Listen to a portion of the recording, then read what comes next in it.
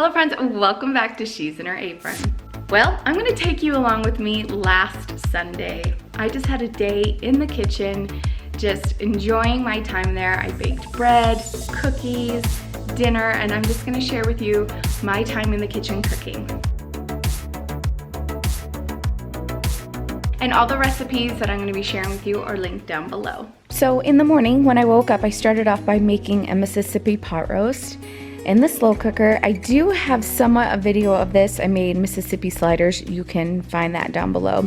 And a full version is coming next week. So once I got that into the slow cooker, I started working on some homemade bread. We were all out of bread and we just love the Foo Nanny's white bread recipe.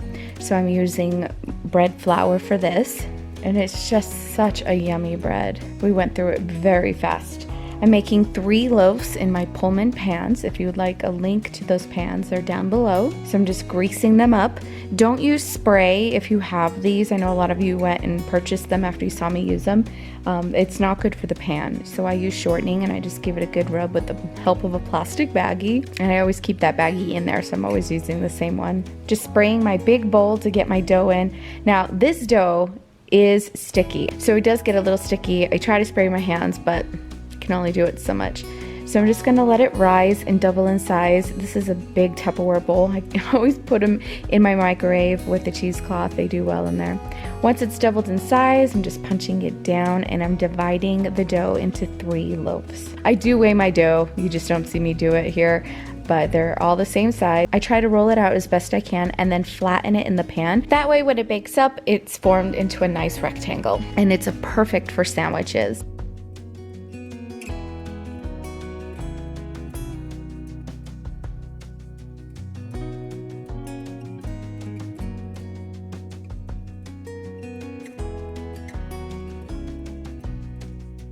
So I let it rise in the pans and then I put it in the oven for 350 degrees for 30 minutes with the lids on.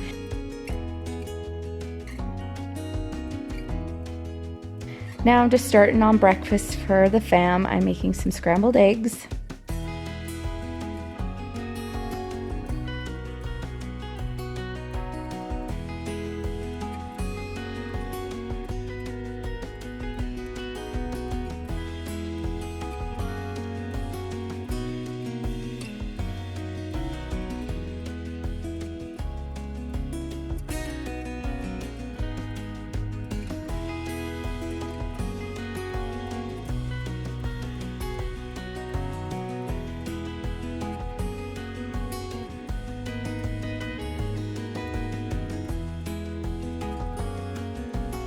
And we're having scrambled eggs and bacon for breakfast. So you see the nice square shape. Oh, the middle one came out perfect.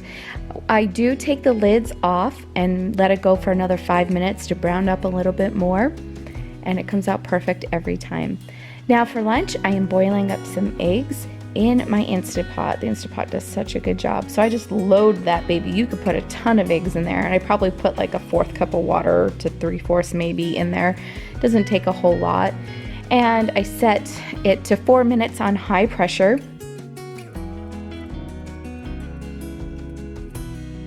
And then I give it a nice ice bath when it comes out. I put it into a big bowl of ice and let that sit there for about a minute or 2. And then I peel them away and it peels off beautifully.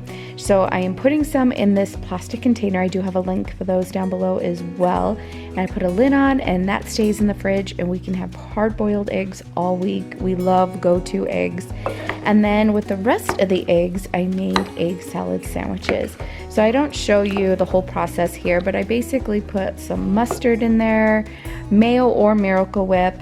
Sometimes I'll do chopped onions and celery and a little bit of mustard, and it comes out so yummy. And I took out these rolls that I had in my freezer, and we had egg salad sandwiches.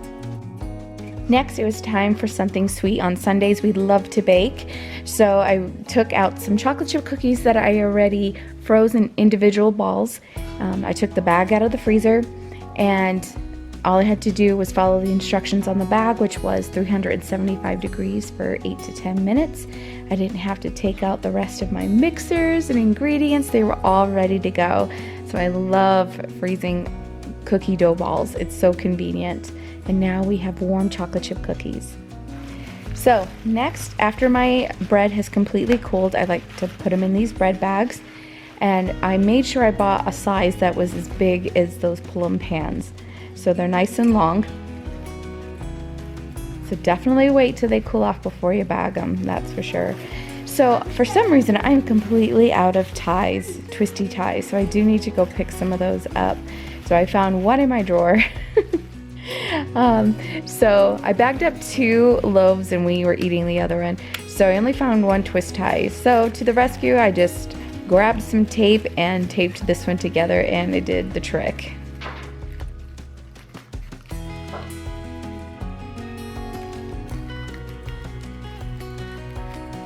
And then I just cut up the rest of the bread for us to keep devouring that day, and we had it at dinner.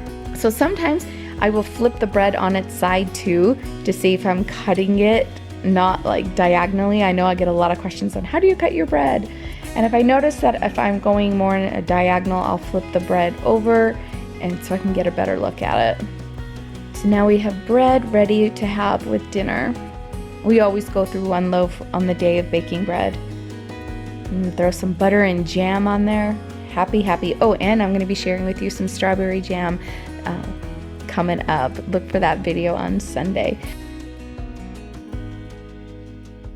Now I'm just peeling some potatoes and getting them ready to throw into the Instapot for mashed potatoes.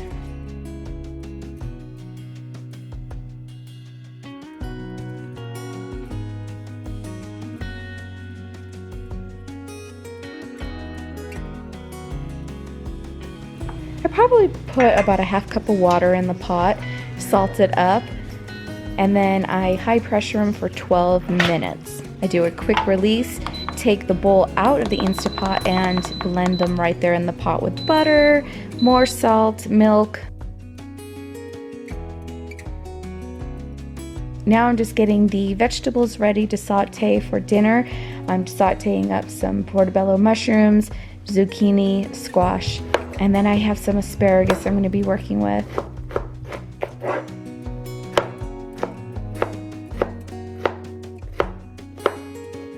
Taking the bottom stems off, throwing them into my pot, and I just added butter. And then I use this really yummy vegetable seasoning that I got at a local grocery store, and the seasoning is so good on the vegetables. I just load that on, and then I'm just going to put a lid on and let them steam up for probably about 10 minutes, and we'll be ready to go.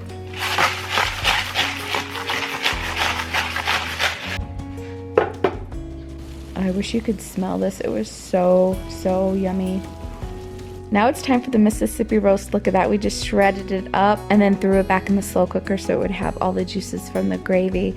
And that was our dinner. Well, friends, thank you so much for joining me. I just love being in the kitchen and I love sharing what I'm doing with you.